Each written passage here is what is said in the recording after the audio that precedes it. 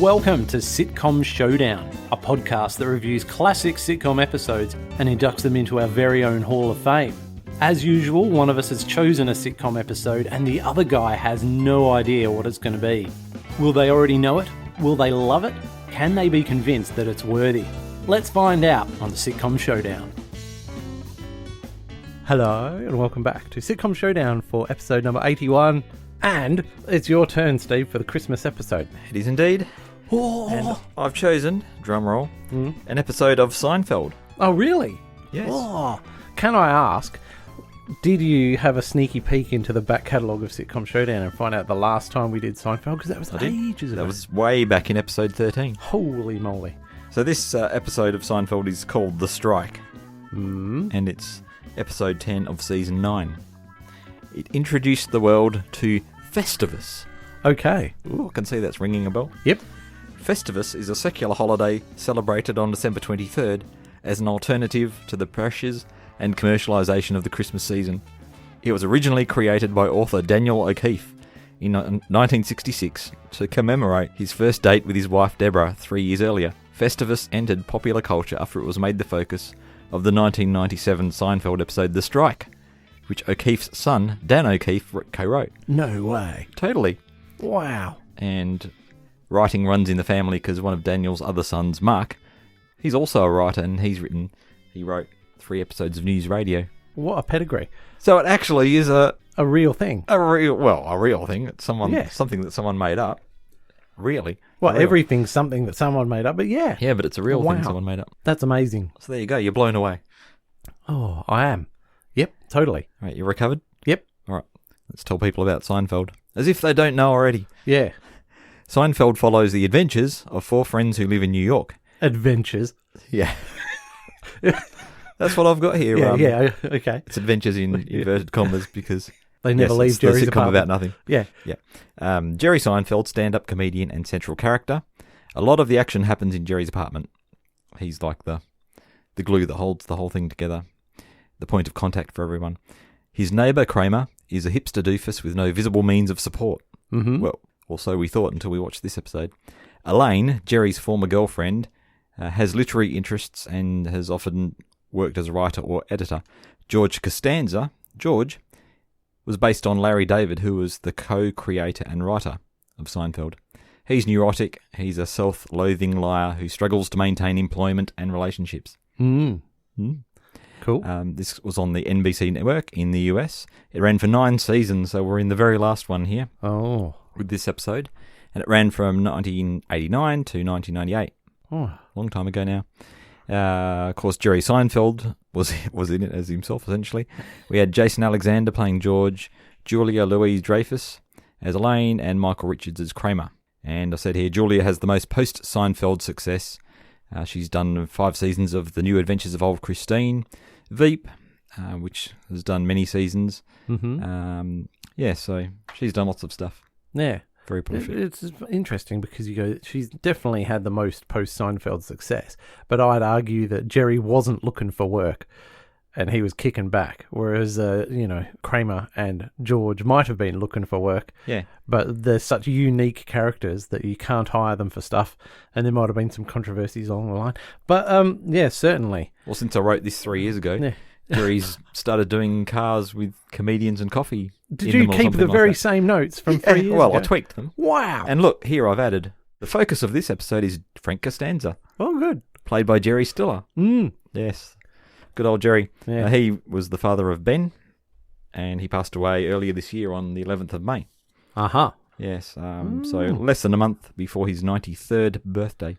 There you go. He was a great comedic actor, known for his work here in Seinfeld, The King of Queens, and many other things. Yeah. All right, well, we're going to go and watch this? Yes, we should go and watch it. Cool.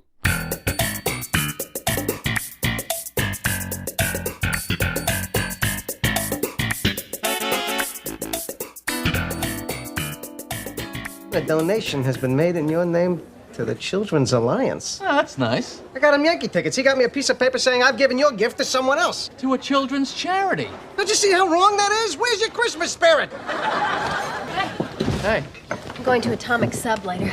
Atomic Sub, why are you eating there? I get a card, and they stamp it every time I buy a sub. 24 stamps, and I become a submarine captain. What does that mean? Free sub. What?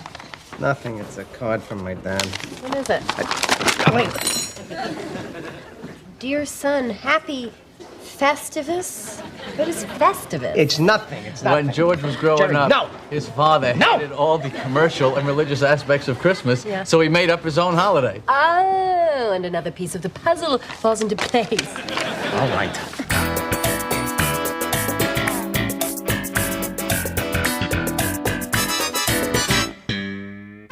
And we're back. Yeah. Jeff, you survived that. It's pretty frenetic. Yeah, it was. There's a lot going on. Shall we tell the people about it? Yep. Best of luck to you. Yeah. Here we go. So, Jerry, Elaine, and George are at a Hanukkah party hosted by Tim, played by Bryan Cranston, who thanks George for his gift, which was some Yankees tickets. George must still have some pull when it comes to these things. He doesn't Yeah. work for them anymore. Yep. Yeah, so Tim's very thankful for those. He's running around with mistletoe, which seems like a creepy bit of cultural appropriation for someone to take to a Hanukkah party. Yep. Bit out of context. But, you know, like for every 9 no's he gets, he's going to get a yes. Yeah, So, that's right. Elaine is abandoned by Jerry, and as he goes to talk to a woman, Gwen. Now, Jeff, getting a girlfriend yes. this soon before Christmas sounds like a recipe for Oh, disaster, yeah, it doesn't it? does. Yeah. Do you get her a gift? Do you not get her a gift? You've Yep. only been together for 3 or 4 days. Yeah. It's tricky, isn't it? It is. Oh, and it's exactly the sort of thing that Seinfeld would make a meal out of. Yes. I feel like there's a plot there if it hasn't Yeah. already been done. All right. Elaine, being left by herself, gets chatted up by a guy in a denim vest Yeah. whose name is... I've forgotten what his name is. Oh, well, Let's just she call just him- calls him Denim Yeah, Vest. let's just call him denim vest. Or denim. Yeah. Or vest. Right, Denim so- sounds too cool. You got to call him Denim Vest to get the uncoolness. All right, let's do that. So she fobs denim vest off with her fake phone number. Cool. And the next day at the cafe, we've got Jerry and George. George, by the way, has taken a sickie. Mm-hmm. He ate the entire platter of Frankfurts, Yeah. kosher Frankfurts from the night before. Oh. So he's taken a sickie. He was quite proud of that. Yeah, he was. And he's making good use of his time, opening his mail while he's in the cafe with Jerry. And one of the things he opens is a Christmas gift from Watley. Mm-hmm. And it's, by the way, Watley was the host of the Christmas party. I'm sure you haven't forgotten that. Yeah, Tim Watley. Yep, that's it. But he discovers that Watley's made a donation in his name towards a children's charity. Mm-hmm. He's not very impressed about this, on account of the fact that Yankees tickets Are worth X. and a gift, which is essentially a gift to someone else, Mm-hmm. they're not equally yoked, are they? I like his point, although it is a scumbag point. You know what I mean? Yeah. Is Who cares I about got this ca- guy something worth heaps, and he just got me a scabby gift to a charity, which I don't get to enjoy. Jerry goes, a children's charity? Whatever. Even the worst thing is that I don't think George would have paid for those tickets. He would have got them free anyway. Oh, no, he wouldn't have paid for them. No, No, he would have just pulled in a favour or two or something. Who knows how he would do it. Anyway, Elaine arrives, but she's not staying for long, Jeff, because she's going on to Atomic Sub to use her loyalty card. Right? Because Yeah. when she gets there, she's on to her very last thing, and then Yeah. she gets a free Atomic Sub. It must have been a big card if they could fit that many stamps on, but you might not have said how many there are at this Imagine point. it's probably the size of an A4 sheet of paper or something. Yeah. How could she lose it? Anyway, another thing George opens is a card from his dad wishing him Happy Festivus. Oh, I should mention that he opens it, doesn't want to tell them what it is, and Elaine rips it off him. Yep. And she says, "What's this? Happy Festivus." Jerry really enjoys himself, informing Elaine that Frank, George's father, invented Festivus. It's his own holiday, Yeah. an alternative to Christmas. It features an aluminium pole instead of a tree, and something called the Feats of Strength, Yeah. which always caused George to cry. And George gets very irritated by Jerry sharing this information. He's clearly traumatized. Yep. The poor kitty. He goes to work, and Jerry, arriving home from the cafe, finds Kramer on the couch, reading a VCR manual. Now Elaine is having trouble finding the loyalty card, and she figures she must have written her fake phone number on it the previous night and given it to Denim Vest. This is very annoying. Yeah. Very annoying. She says, I've eaten 23 bad subs, I just need one more. Yeah, and I think, if she's done that, let's say, once a week, because that's all you can stomach. Once a week? Yeah, then that's half a year she's put in to eating these crappy When subs. you put it like that. Yeah. That's quite a feat. No wonder she's so invested in getting it back like an insane person. But yeah, sorry, please continue. She's very invested. Jerry says this shouldn't be a problem at all due to the wonders of technology. It's all computerized. They're cloning sheep now, he says. Kramer scoffs. He reckons it's the same sheep rolled out every time. Not two different sheep. So she's got to get hold of Denim Vest. And just then Kramer gets a call. And the phone call is to say that this strike, which has lasted 12 years, at his work at H&H Bagels, the strike's finished. Mm-hmm. After 12 years. After what a 12 strike. years. That's commitment. Striking for 12 years. Oh, my goodness. Over a job at a bagel shop. So he's a bagel technician. Yeah, and it even says that on his business card. Says that on it. Yeah, he gets the business card out to prove to Elaine. Because Jerry and Elaine are both quite incredulous that he's actually been employed at some point. This is part of the grand tradition of talking yourself up. How so? You're no longer a garbo. You're a refuse technician or whatever. And I saw something today. We got a flyer for someone who's like a tree lopper, but they're not called tree loppers anymore, Steve-O. They're now a foliage engineer or whatever it was on this. I think if we have a little breaky poos, I'll go and get the You'll get the business card. Oh, yeah. And honestly, they're using the word engineer. What? Anyway, don't get me started. But yeah, it's in the grand tradition of talking ourselves up. Yeah. I'm the CEO of Sitcom Showdown. Good luck to them, I say. Yeah. So arriving at the bagel shop for work, he's surprised to find that he doesn't know anyone anymore. The guy behind the counter who seems to have a vague recollection of him, he says they all probably got other jobs 10 years ago. Yeah, exactly. But he could use another person for the holidays, so Kramer. I missed something here, Steve. So then who made the call to him about the strike? So clearly there's one person who it's been really important to who's been updating Kramer all this time. That's right. Who hasn't got a job in the meantime. What do you call them? The rep? The union rep? Yeah. Oh, yeah, he's got to earn his non-existent steward or money. whatever. Okay, cool. Whoever that was. Nice one. So Kramer's back in work for the holidays, which is good. Elaine has gone to the betting shop called Horse Track Betting. Now, this is the legit owner of the phone number that she's been giving out for the last 5 years. To guys she doesn't want to see again. Yeah, like hundreds of guys. And she tries talking the guys behind the counter into putting her in touch with Denim Vest when he calls their number. Yes. So this chappie's going to call thinking it's Elaine's number, and they're going to have to come up with some convenient thing about how Elaine's not there, but somehow they've got her phone. But can I take a message and get your number off you, please, sir? See, you get it. It's perfectly straightforward. Right, cool. I'm glad you're following this. Yeah. Now, these guys, they're a bit creepy.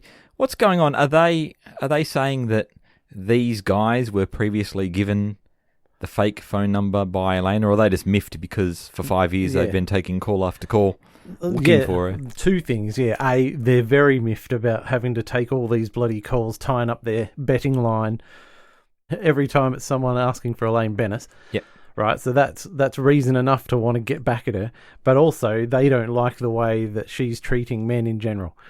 Because they make a point of that. They go, well, we're men, he's a man, I'm a man, all of these people here are men, and they've probably been given fake numbers in the past. Yeah. Which is how they end up unhappy middle-aged people hanging around the betting shop all day. So it's not that they fancy her in a creepy way then? Or they probably do. Is that a third leg to this to this stool? Good call. Yeah, no, I think you're on the right track there.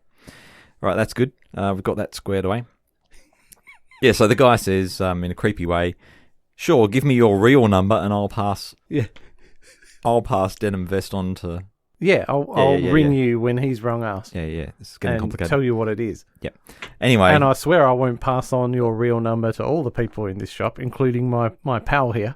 Yes. Anyway, she thinks she can't have this, so she decides to give him a fake number. Yeah. And at the same time, she pulls Kramer's business card from the bagel shop out of her pocket. Bagel technician. That's right. And gives that number, the H&H Bagels number, to the guy in the betting shop. Yeah. So now Are you still with me, listeners? Yes. All right. Jerry's been waiting at the restaurant for his, not at the restaurant, but at a restaurant, not cafe. Right. For his date. And he bumps into who else but Watley. And he tells him, I'm here to meet a girl that I met at your party. And she arrives and they barely recognise her. She's not attractive at all. She's not the stunner she was at the Hanukkah party, which is a bit confusing. And anyway, Jerry's... What? Yeah. Just when he's sort of looking at her puzzled as if, who are you? He goes, it's such and such. And he goes, really? Yeah. Gwen? Oh, that was cool. Yeah. And by the way, you could watch this episode on silent and just look at people's faces when they see her. They are absolutely repulsed by her in ugly mode, if you want to call it that. Yeah, so Jerry's discussing this phenomenon with George the next day at his apartment. And he's saying, she's attractive one day, she's unattractive the next. What's going on here? And George says, this is a well-known syndrome. It's called Two-Face. And Jerry's thrown by this. He says, who am I going to get if I ask her out again? Yeah. And but then it ends on quite a cheerful note because it's it's luck of the draw.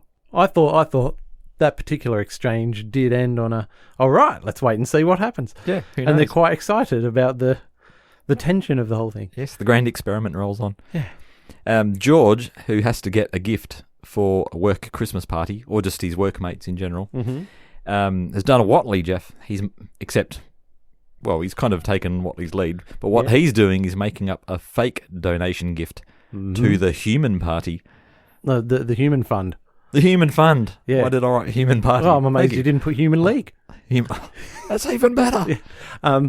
But that's a real thing. So then, is this so George doesn't have to spend a single cent on prezzies? Yes, see? Okay. You've got it. Right. And who's gonna query this? No, I wouldn't. Exactly. Yeah, they didn't have Google in those days. Yes. Yeah, well, they probably did at that point. Little 1-year-old startup Google. In its They infancy. could have asked Jeeves. Oh, if only you'd bought some shares. Yeah. Anyway, Kramer rocks up to the apartment now with some free bagels. And as George is leaving, Jerry wishes him a happy Festivus, which piques Kramer's interest. And George leaves and Elaine arrives. And she also says something to him. Happy Festivus, Georgie, or something like that. Oh, and that sets him off as he's leaving, yeah. Yeah. Anyway, Elaine fills Kramer in about this phone relay situation that she's got set up, and he seems pretty on board with it. So now he's expecting a call from the guy at the betting shop with denim vests details. Yep. Right. So there's 3 levels of remove. Yes, that's so right. Mr. Man in the denim vest is going to ring the betting shop, and then the betting shop dude is going to ring Kramer at the bagel shop, who will then eventually contact Elaine. What could go wrong? Oh, yeah. Back at the bagel shop, Frank has arrived to give Kramer the origin story of Festivus, because Kramer's now become intrigued by this whole situation. And Jeff, I'm asking if we can insert a clip at this point. Yeah, cool. Sweet. What clip? What clip? Of what you just described. Yeah. Okay, hang on a sec. Kramer, I got your message. I haven't celebrated Festivus in years. What is your interest? Well, just tell me everything, huh? Many Christmases ago, I went to buy a doll for my son. I reached for the last one they had, but so did another man. As I rained blows upon him, I realized there had to be another way. What happened to the doll? It was destroyed. But out of that, a new holiday was born. A Festivus for the rest of us. Well, that must have been some kind of doll. She was. Now George is at work and he's handing out his fake gift donations in exchange for bottles of wine, cigars, and as we will see later, some cufflinks. So he's doing all right out of this. It seems to be going well. Yeah. It's a goldmine. After Frank tells Kramer about the feats of strength, Kramer's enthusiasm about Festivus gets even greater, and he convinces Frank to bring it back this year. He's going to get the aluminium pole out of the crawl space. I'm just shaking my head here, dear listener. Come on, Jeff. Just thinking about poor George. Get on board with Yeah, Festivus. no, I'm on board, but poor George. Yeah, cool. Elaine arrives at the store, the bagel store, as Frank is leaving to see if Kramer has received a phone call from the betting shop guy. about Denim It's all Vest. happening. Just so that she can get her Free sub. free sub. Yeah, Okay. of course. Kramer then informs his boss that he needs the 23rd off so he can celebrate Festivus. Yeah. Oh, it's hilarious. And then, like, George, who was fake pretending to be persecuted. Oh, I'm fearful, boss, of being persecuted for my Festivus beliefs. And Kramer actually... Yeah, well, his rights are being infringed. Yeah, to celebrate whatever he wants. Yeah. And as the bloke in the New shop holidays. point out, that's not a right. Not in this shop. Yeah. Yeah, so Kramer goes on strike. He's quite indignant Yeah. about this. Elaine decides she's going to stay for this phone call if Kramer's going. Yep. And Kramer shouts, "Scab!" Yeah. He's so into it. That's hilarious. Jerry is arriving in a cab to pick up Two-Face for their second date. Oh, my goodness. And as she gets in the cab, she's back to her original beauty and everything's happy. And then Jerry turns to look ahead and ask her what they're going to eat tonight, what kind of restaurant they should go to. And when he looks back, she's turned back into... Is it Mr. Hyde or... Dr. Jekyll's the good guy. Okay, so she's turned back into Mrs. Hyde or Miss Hyde. That's right. At the cafe the next day. Jerry's telling George how she was switching back and forth the whole night. In fact, the only place she didn't do it was in the back booth of the cafe. Yep. She always looked good there. So George says, well, why don't you just bring her here all the time? Every time. Into that particular booth in the back corner. Jerry says, I can't do that. What if things, progress? George says, lights out. Lights off, yeah. Oh. Then there's comment about the cufflinks that... Yeah, that George got has a huge laugh out of me. Yes, why? But, well, it's just universal humour. Just the very notion that George got these nice cufflinks.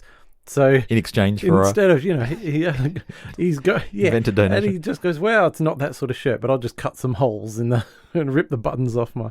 Oh, man. Yes, Jerry notes that it's not a French... French cuffs? French cuffs, yeah. That's what you need. Oh, It's not that at all. Man.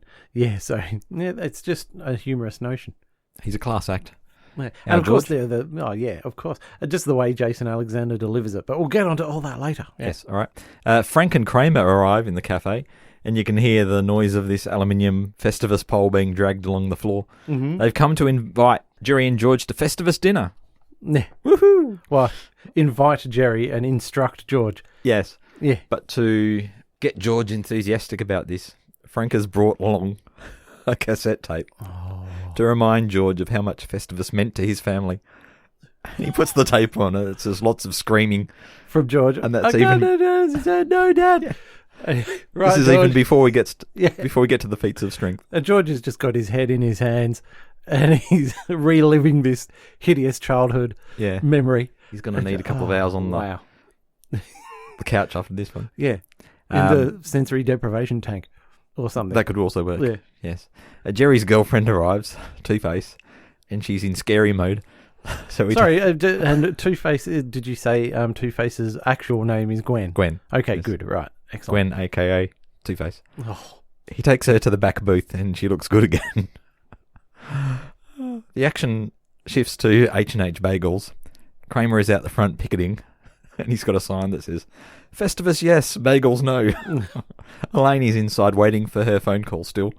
And the owner of H&H Bagels offers to make her a sandwich if she wants one so bad. She says, no, I'm going to wait for this one I've been hanging out for.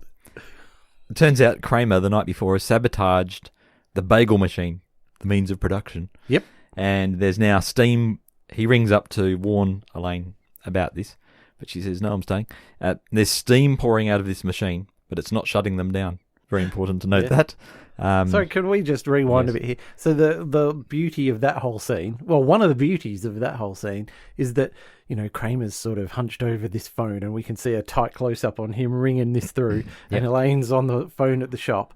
And then after their little exchange, Elaine turns around and she looks through the window and there's a payphone there and Kramer's there and Elaine goes, woo, and waves at him and Kramer's waving back. The whole point of making the phone call was to tip her off anonymously. Yeah, and then when the steam he's starts... within like 2 meters of her as the crow flies. Yep. Yeah. And then, when the steam comes out and he basically waves to the shop owner and says, how do you like me now? Heckling the dude. Yeah. That doesn't count as a plot hole, but it almost is. That's not a plot No, that's just nonsensical behaviour from idiots. Yeah. point out one bit of behaviour From Kramer. Kramer's done that's not nonsensical. Yeah, okay, I'll take it all back. That's You're sensical. quite right. Yeah, look what he's done to us, Steve. He's turned us. We don't know which way's up at the moment. we This just is the invented a nature new of word. Kramer. Sensical. Yeah, we'll celebrate that next Christmas. Yes. Sensicus, All right. Sensibus. In George's office, he gets a check from Kruger. Apparently, this must be, I don't know if it's the end of the tax year or something like that. But anyway, Kruger's been instructed by the accounts department that they need to make a hefty donation to a charity of some sort. Presumably, it's a write-off or something like that. Okay. So he hands George a check made out to the Human Fund. Yep. And I've got it right this time, for $20,000. And George is stunned. Yeah, no, that's insane. It is. What are you going to do with that? We'll find out shortly. Oh. At the cafe, but it's not the same occasion, Gwen is getting annoyed at having to stay in the cafe the whole time, and she's found a rubber band in her soup. Oh, yeah, you So wouldn't she's be happy. understandably upset. George arrives as she goes. He sits down replacing her posse. Yeah, that's right. I'm the sure back she booth. was on the fence about leaving. She wasn't happy. And then the sight of George turning up and Oh. Jerry goes, "Hey, Georgie!" Yeah. And then she just thinks, I'm not putting up with this any longer. That was the straw that broke the camel's back. I'm that's out. exactly what I was going to say. The straw Oh, that sorry, broke the Steve. camel's Yeah, back. oh, okay. Yes, well done. So she's off. She's had enough. And George arrives, and he's not fussed about the rubber band. He's happy to eat the soup. He's just stoked Yeah. because he's got 20 grand in his pocket. And a free bowl of But soup. he just flicks the rubber band back at the kitchen dude and goes, "Hey, Bucko!" Bucko. Yeah, George when must- when Gwen first noticed the rubber band, Jerry says, "Oh, I know who's cooking today." Yeah, that is just That's a common brilliant occurrence. line after brilliant line. I really enjoyed that. Yes. So he tells Jerry about the check that Kruger's written out to the Human Fund and how he plans to cash it somehow, which Jerry doesn't seem to think is such a good idea. No. Back outside H&H Bagel and at Kramer's picket line, Elaine has emerged completely dishevelled because of the steam. So this is hours after the previous scene in the Right. bagel So shop. then, sure, are you about to describe what she looks like, Steve, for the benefit of the listener? Well, as you'd expect someone to look after they've been in a steam room. steam bath or Yeah. a steam room for 6 hours. So her hair's completely matted down. She's sweaty. Her makeup has run. Yeah, She her looks a eyes bit of a look- sight. She looks like Alice Cooper. She's got, yeah. Oh, brilliantly put. Yeah. Cool. Yes, but Mm. there is an upside. She's got a phone call. And in 10 minutes, she will get her hands on that loyalty card, the Ooh. pesky loyalty card. So she leaves, and Jerry's girlfriend comes past. Kramer doesn't recognise her. He says, "You're much better looking than Jerry's girlfriend." Yeah, I've met Jerry's girlfriend. She's like a foot taller. Yeah. And she thinks, hang on, what's going on here? This is why he always keeps me in that back booth, hidden away. Mm. She thinks that Jerry's cheating on her, Jeff. Yeah, it took me a while to work that out, but yep, we got there.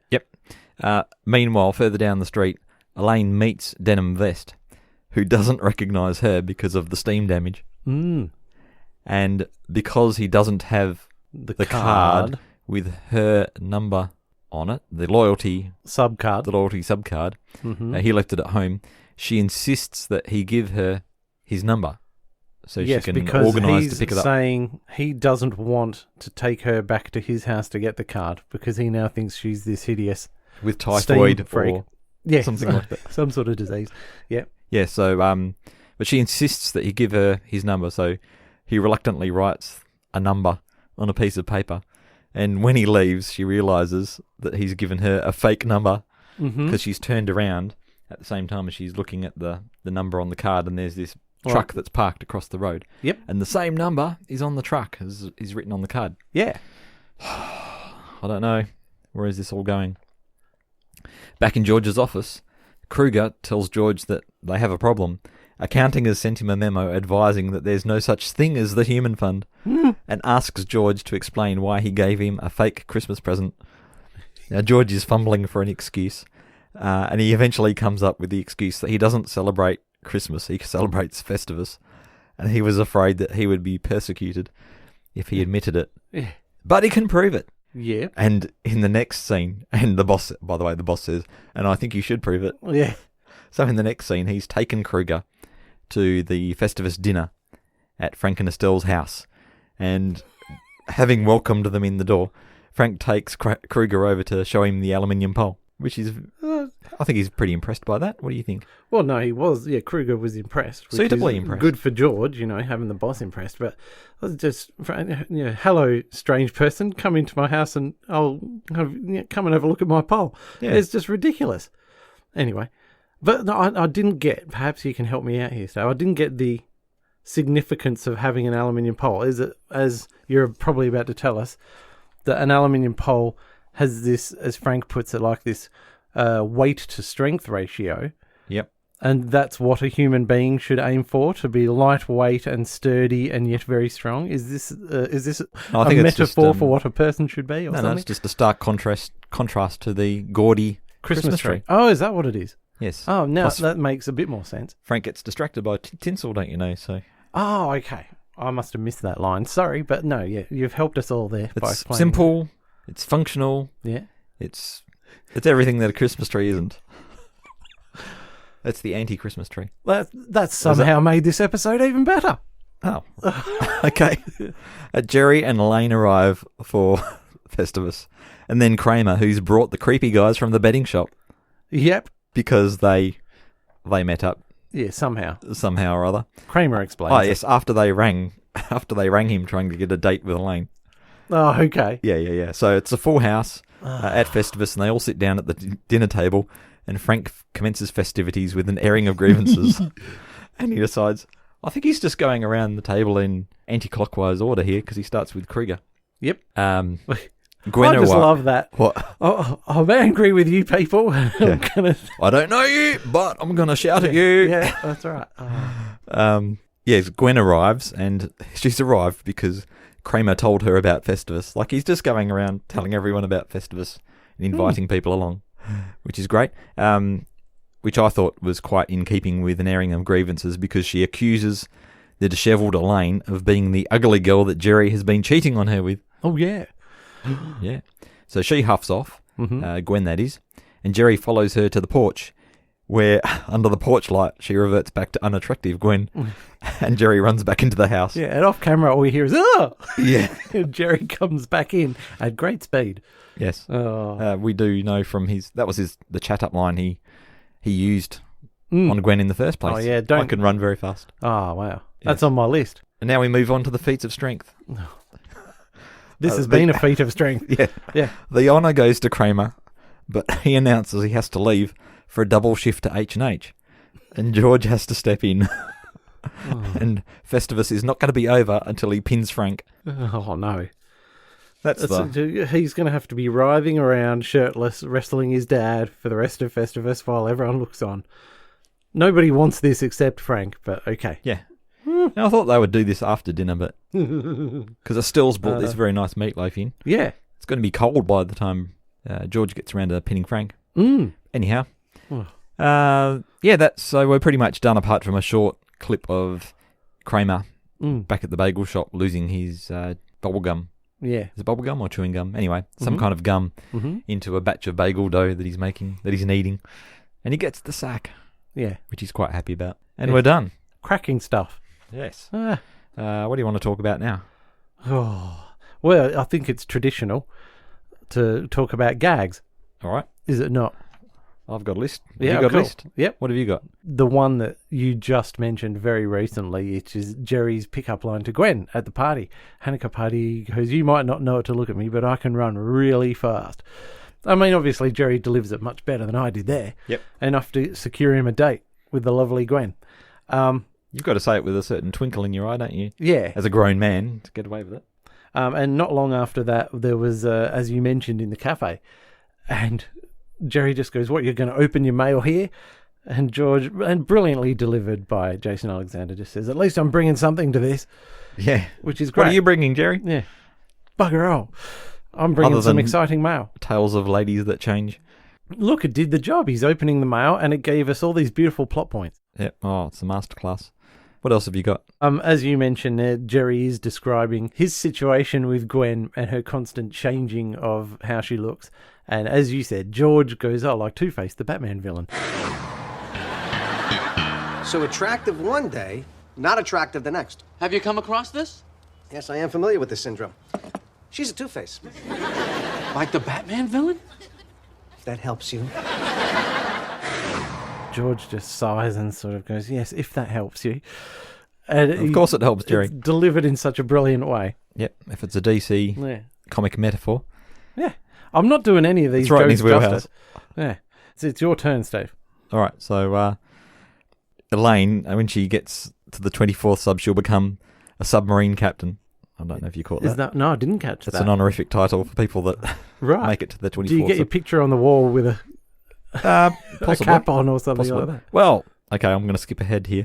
Jerry says to her, like after it's become apparent how obsessed she is with getting this final sub, he says, "Is there a captain's hat involved in all this?" Oh, brilliant. She says, "Maybe." Maybe. I like it. And in an irony we didn't pick up, by the end of the episode, having been in the steam bath all day, she comes out like a submarine captain.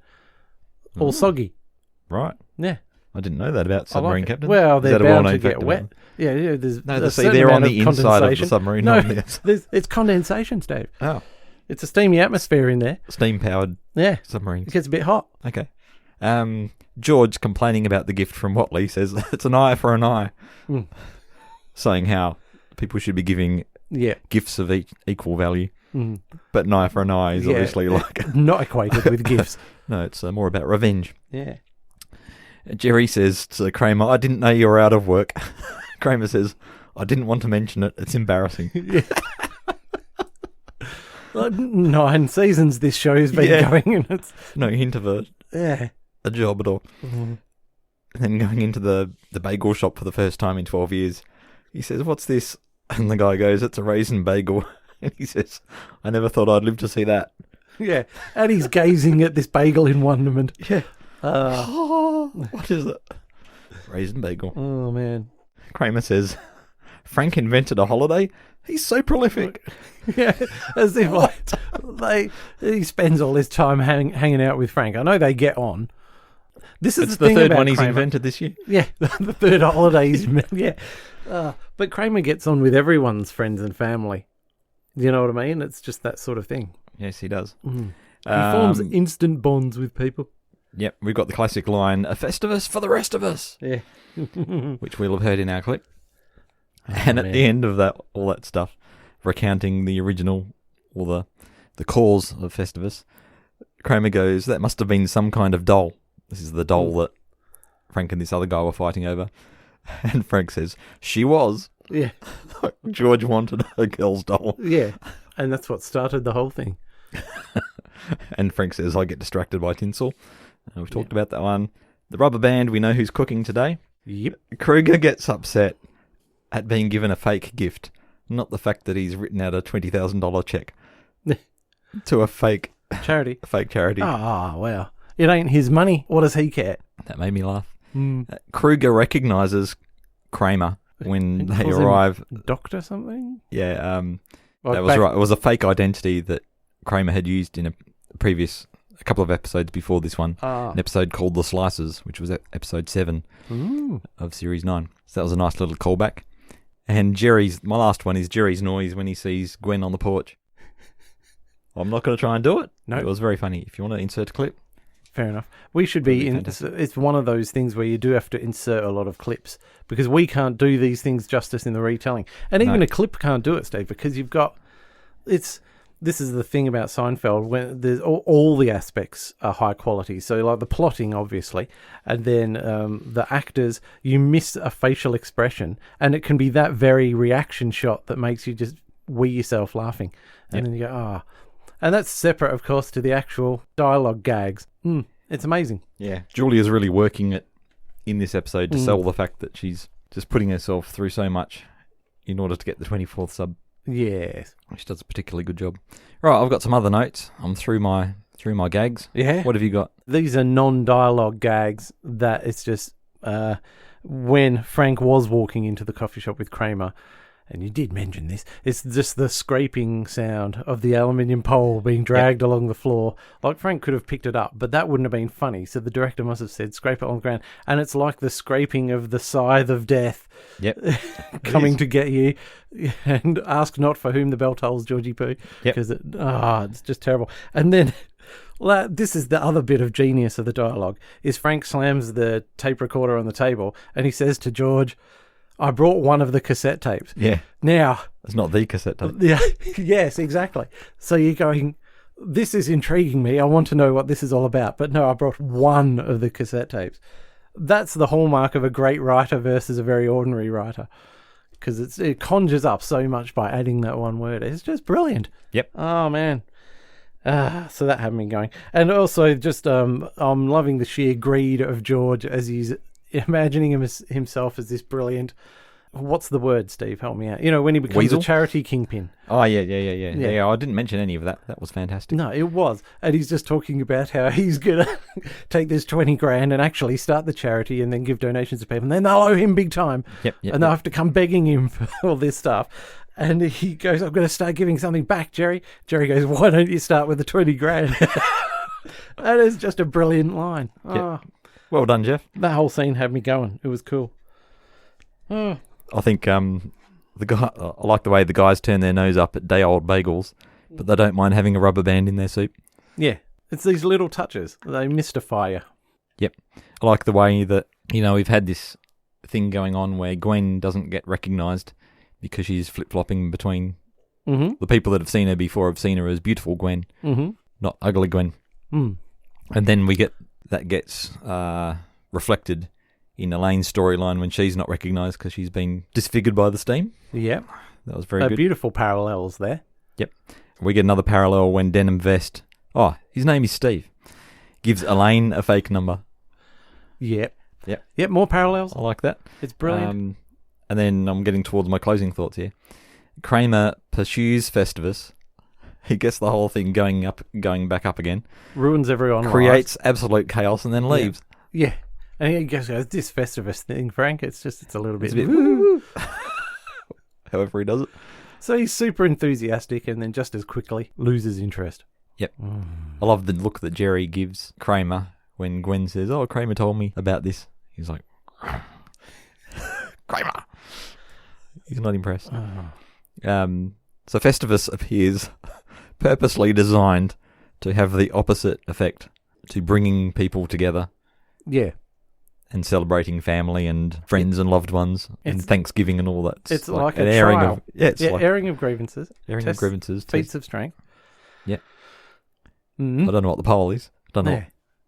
Don't tell me that people haven't done that in real life now. What's that? Well, no, there would have been people influenced by Seinfeld who have been celebrating Festivus in their real lives. Indeed. Yeah. Think of the people that have celebrated a soup over since that. Yeah, exactly. That entered into common language. Yep. I reckon there's got to be someone out there who's done a soup over. Yep. Yeah. Turnip party. Judging by the Sitcom Showdown stats, it'd have to be. Yep. Right, are you about to launch into your putting the case Malud? Yeah, or really, I was just going to say how there's 4 subplots. 4? Oh, yes. My goodness. Okay. Each character has got one. Okay. We've got George good, yeah. George with his gift, Elaine with her sub, Jerry with his girlfriend that keeps flip-flopping between ugly and beautiful, and then... Kramer's strike. It's called The Strike. And then I guess you could almost say that Frank and Festivus is a fifth. Yeah. A fifth one, but 3 of those start at the party, the Hanukkah party, and they all end up tied together and resolved at Festivus. It's just... it's completely amazing. There's a scene here. I highlighted this scene. In Jerry's apartment. Where is it? Steve has now checked all 4 sheets of paper. It was highlighted before and I posted it. still not being able to find it. I'm just throwing bits of paper around at this point. Yeah, like all 4 of those subplots happened in the same scene, which probably went for about a minute in Jerry's apartment. Yeah. Everything got moved on, and it's all one person coming in saying something to the person that's going out. Happy Festivus, George, and then that brief exchange. Then Kramer's going, "What's this Festivus business?" And it's beyond efficient. It's just crazy, and this is why we always hail Seinfeld and Fawlty Towers and stuff. And I think a lot of people would have studied a lot of Seinfeld. I mean, I'm sure Graham Linehan did, and you can see the results in some of his sitcom work. But yeah, I'm amazed you say that, because that's like the beginning where they're setting up all these plot threads. And then I've actually got written in my notes, and all it says is table, and then off table it says girlfriend, house, horse, and bathroom strike.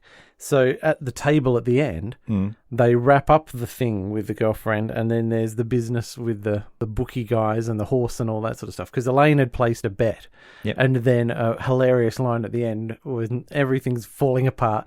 Elaine just goes, maybe I've won on the horse. She asked the creepy dudes, how did my horse do? And they said, they had to shoot it. And that's all during the airing of... This is all happening during the airing of grievances. At the table. And then you've got the whole thing about the strike, which now Kramer's not on strike. He's going to leave Festivus to go back to work because he had to use the bathroom, which is why they stopped striking in the first place, which they said, mate, it's... The greatest tapestry weavers of the golden age could not have woven stuff as tightly and efficiently as this. And I don't think you pick up on all this until you have to sit down and methodically write through line by line what's going on. Yep. Yeah, I remember that happened to me once during writing some Sitcom Showdown notes, and it just blows your mind. Yeah. Look, I want to mention a few things before you launch into your final stuff here, Steve-O. Yep. And one of them is, Kramer's very upset about not being allowed to take the 23rd off, and as you mentioned, he starts a picket line outside H&H Bagels, and anytime someone walks past and they look even remotely like they might fancy going into H&H, Kramer's going, no bagel, no bagel, no bagel, no bagel, no bagel, and I might put a clip in. No bagel, no bagel, no bagel, no bagel, no bagel, yow! Like, can you say that lots and lots really fast? No bagel, no bagel, no bagel, no bagel. You have to be an auctioneer to do that. Yeah. And he's just badgering the heck out of these poor people. Yep. But that's Kramer being Kramer. It's fantastic. I've just got a note here that says Frank is insane, and it's underlined 3 times. Yeah. He really is. All right. Well, I hadn't pulled this one out thinking that it would be necessarily 5-star, but I reckon it is 5-star quality. I mean, Festivus has become bigger than Ben-Hur. Yep. On the back of this, Jeff. Yeah. Yep. And exactly. all the other. I thought, maybe the scenes about Festivus will be the strongest thing, the most memorable thing, but everything was just fantastic, and the way it all came together in the end at the dinner party was You're tip-top. absolutely right. No, what do you reckon? I totally agree. I wrote during the episode, so dense, intriguing. In other sitcoms, you can see the B and C plots coming, and it's often a real struggle for these people. And it's substandard, but not in Seinfeld. Everything's just coming together, and I thought there was 3, and then you're bringing up that maybe there's as many as 5 plots going on here, and it's a masterwork, dude. It's denser than a current bagel. Yeah, that's right. A day old current bagel that even the homeless people won't touch because they test. They test them. Yeah, that was another gag that had you laughing out loud that we didn't mention. Just take our word for it, people, that this is chock-a-block with jokes that we haven't even mentioned. Yep. Do yourself a favour. Get yourself a free 1 month subscription to Stan. Yeah. Just so you can watch this episode. Yep. Any last words, Jeff?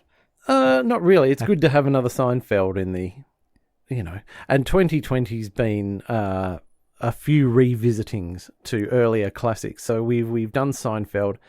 We earlier did Married with Children, of course, but Faulty Towers. Yeah, so I mean, the world is crying out for another Count Arthur Strong, obviously, which still tops our ratings every single month. The most downloaded episode is Count Arthur Strong, but yeah, and that's not because we're running out of sitcoms. I should say it's because you got to go back to the quality, the well of quality. I was going to say they're deep wells, these shows. Absolutely. No, I'm glad you brought it along, and what a way to celebrate Christmas. No, Festivus. Yeah. Oh. Cool. All right. Well, see you, listeners. We'll catch you either in a fortnight or in a month's time. Yeah. And happy Christmas and happy 2021. Yes. Take care. See you later. Bye. Join us next time on Sitcom Showdown when we'll be putting another 5-star episode under the microscope. And in the meantime, you can contact us with feedback on Facebook, Twitter @Sitcom Showdown, or by email sitcomshowdown@gmail.com.